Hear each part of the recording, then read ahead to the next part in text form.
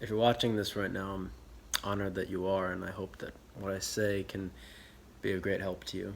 So this will take a little open-mindedness to appreciate, because it's a little bit out there, but I want to just float it. So if someone asks the question, "Where are you?" you may say, "I am on a chair in this city," and so forth, wherever that may be. Or you may, in a more technical sense, give um, coordinates, geometric coordinates, longitude and latitude, and GPS coordinates. And those coordinates exist with relation to other coordinates, and that's what gives them their value, right? But you do occupy a place on Earth, right? But if I were to ask you, where is Earth? You'll say in the solar system. Where's the solar system? That's in the Milky Way.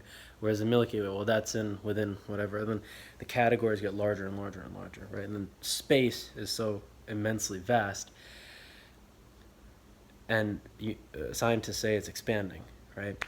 So let's say you go to the furthest reach of space, as far as it goes, right?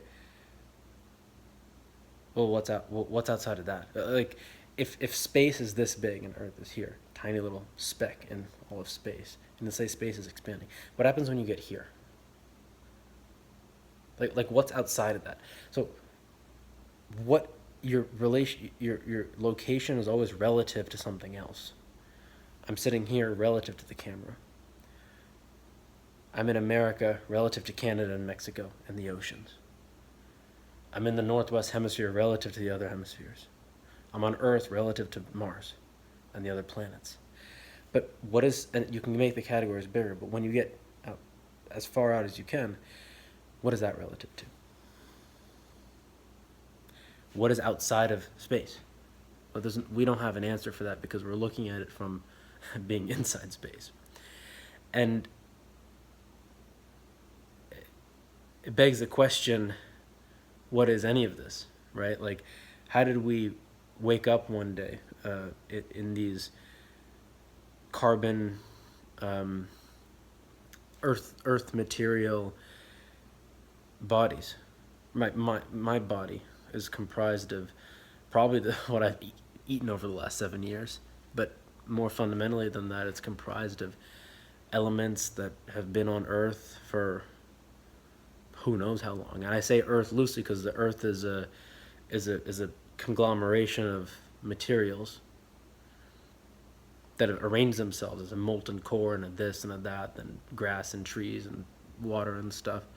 But Earth materials, I'm sure, were something else before they were even the Earth, 5 billion years ago or whatever it may be.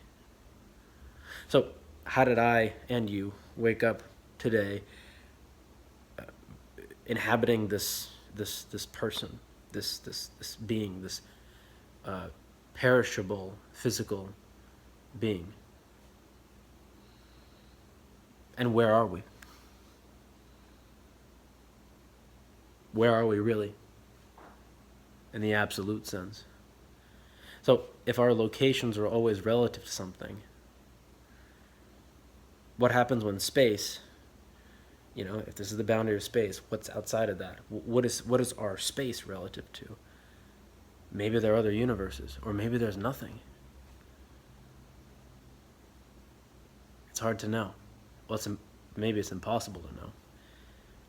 Why are we here today as these people and not as Genghis Khan 800 years ago, or as someone 200 years from now?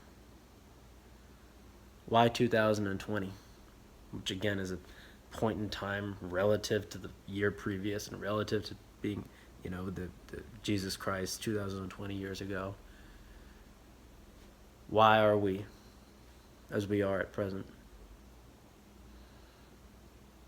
Again, difficult to know and difficult to understand conceptually. Because in the realm of concepts, we may think about, okay, like, how does this function?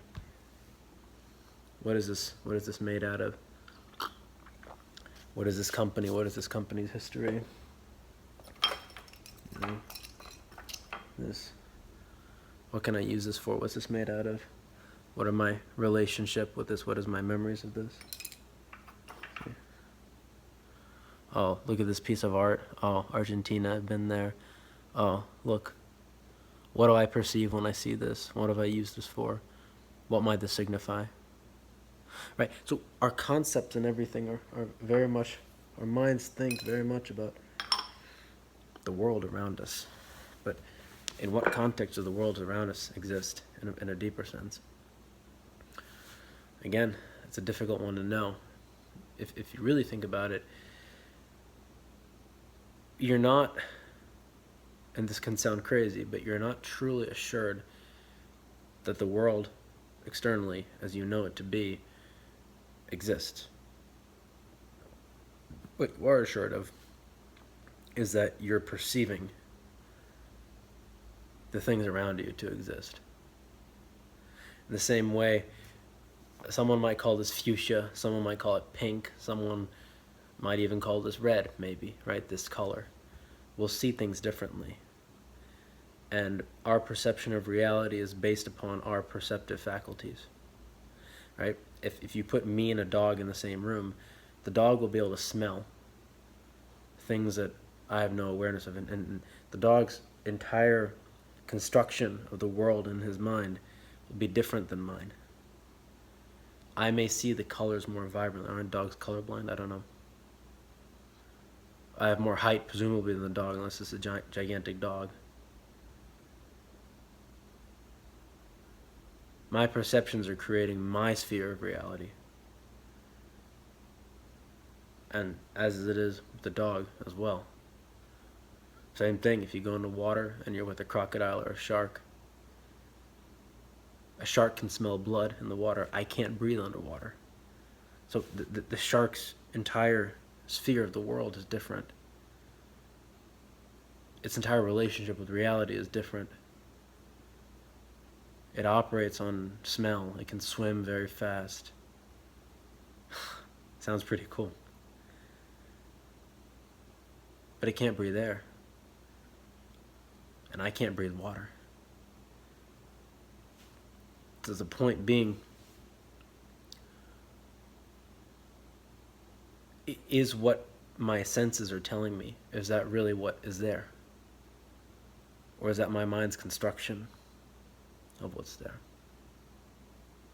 Similarly, same as the dog and me can be in the same spot, in the same room.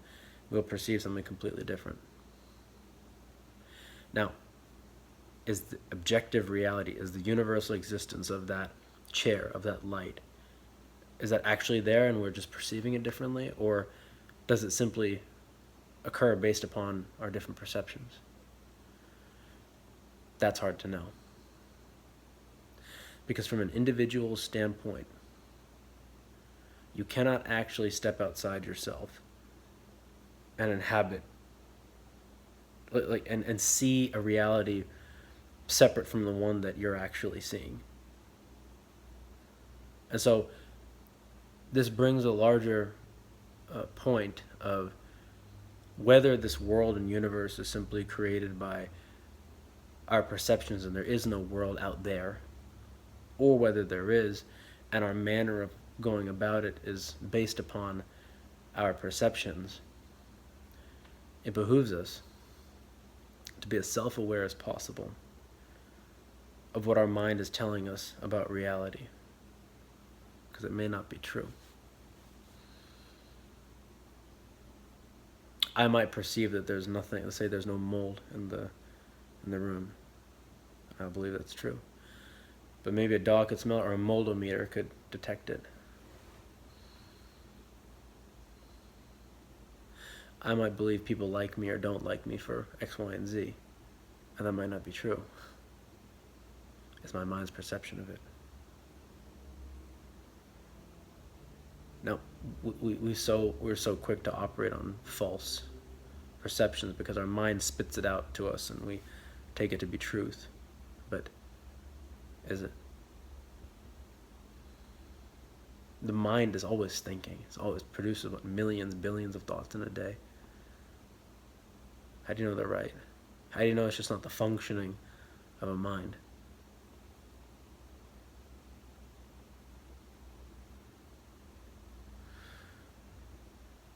And it continually constructs the same reality over and over based upon its structural pathways.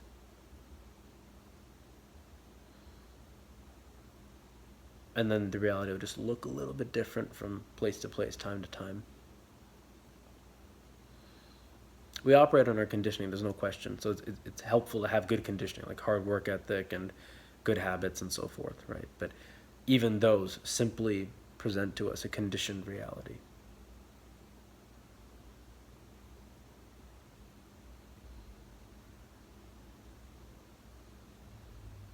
So what's there beyond? What's there beyond this person in this, on this earth, in this galaxy, in this universe?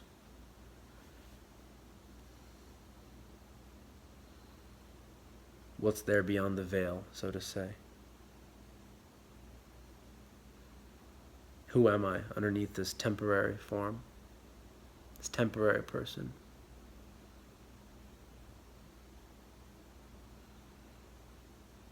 And with inquiry into that fundamental question,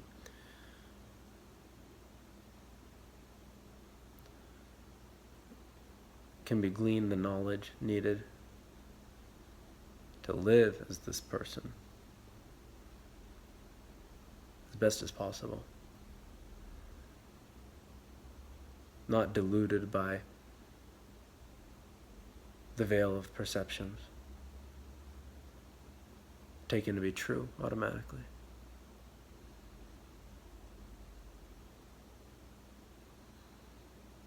But instead living a life in accordance with truth,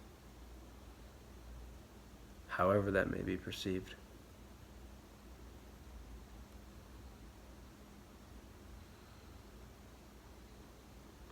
It's not a value set. It's not a value set about compassion or empathy or love or anything.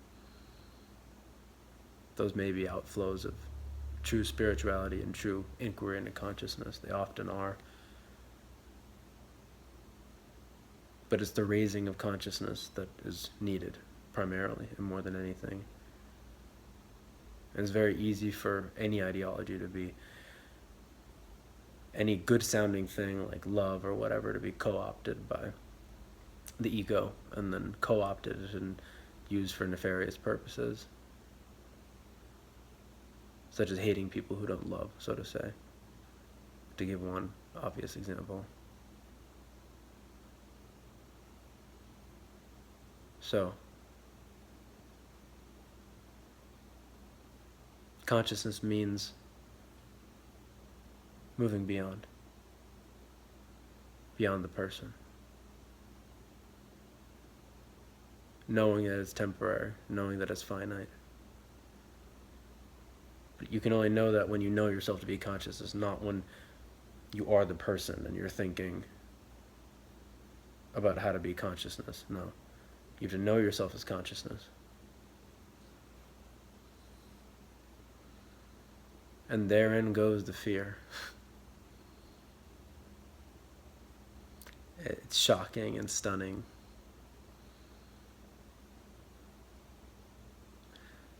If you're feeling something bad, Eckhart Tolle says, the reason that you're upset is never the reason you think it is. Because you give it a reason, some reason. Oh, this person said that, or I'm worried about this. But it's because there's a structural mind pattern that is resistant to the world, that is fundamentally and existentially upset. I spoke to a person and I said, I mentioned something about the human condition. I want to uplift the human condition or something, not that flowery, but I said something about that, right? And he said, oh, you mean, I'm like, what? I mentioned the state of humanity. He said, oh, you mean sadness?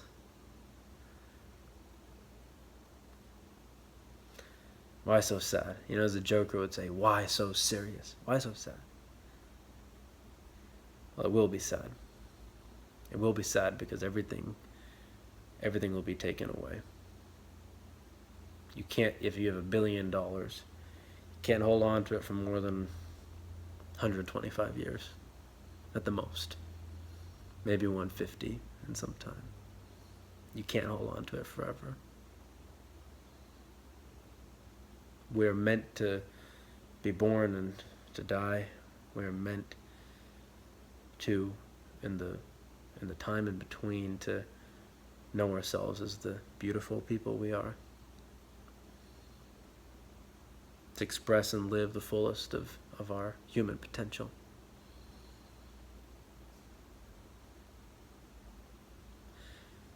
This is the most fundamental work that is possible. And this doesn't require some retreat into the woods, although it could entail that. It doesn't require anything crazy with respect to actions, although it could. But it does require and entail a fundamental questioning of identity. And understanding that the identity that you do have does exist. I am whatever descriptors can qualify me. But I am also greater and beyond that as well. I'm male, 28, Indian, Indian blood, American person who likes tennis, and I have a history. I went to the university, and I've been so many places, and I have certain personal qualities, certainly. And then what's that for you? You can describe yourself, you can define yourself, and they're not wrong. But they're not everything.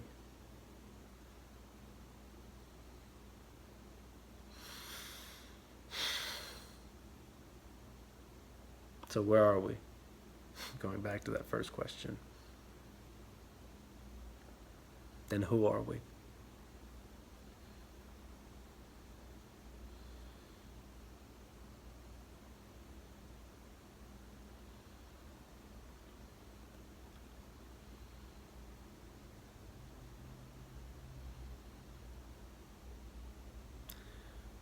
All of this is a ride.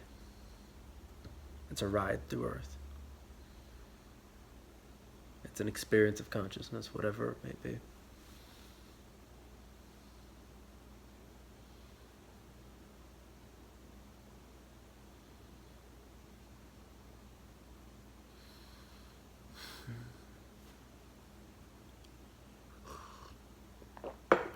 The fears, they go. The specific fears.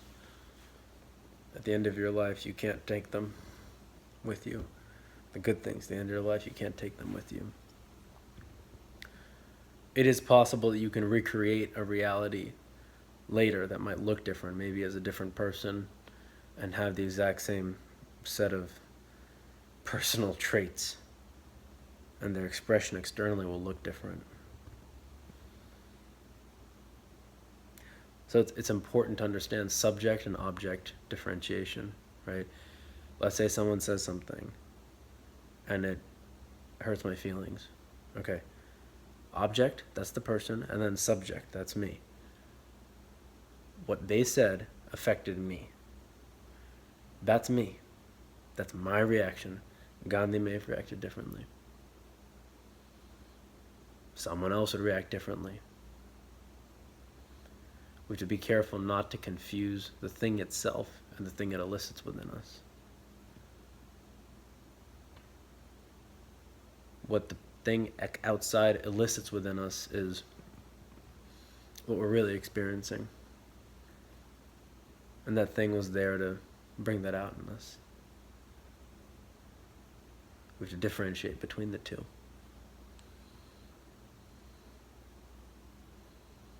So, I hope you found this interesting, and more than interesting, I hope you found it thought-provoking about some underlying assumptions we may have about our relationship with reality, with respect to who we are, where we are, what's going on even. There's a song by a band called Bright Eyes, maybe. We are nowhere, and it is now. We are nowhere, and it is now. All time is relative to other time as well. just as all location is relative to other location. So where are you really when you strip all of it out of it? When you strip everything away, all the context, all the matrix, so to say. You're nowhere. And it's now.